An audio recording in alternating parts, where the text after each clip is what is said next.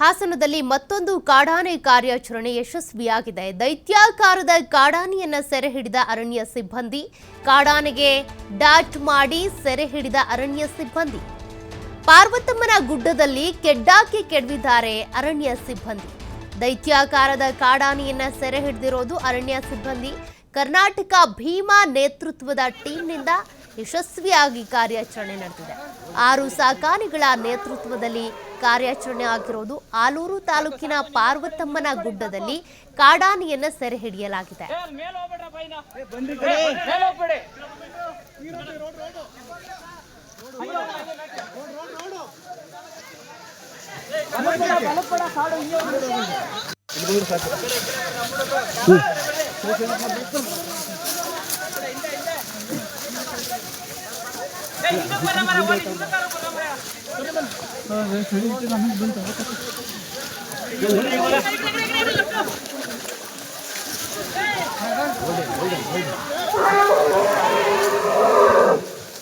ಸಾಕು ಸಾಕು ನಿಲ್ಲಿಸ್ಕೊಳ್ಳಿ ಸಾಕು. ಅಲ್ಲಿ ಮೇಲೆ ಹೋಗ್ಬೇಡ್ರ ಬೈನ ಮೇಲೆ ಹೋಗ್ಬೇಡಿ.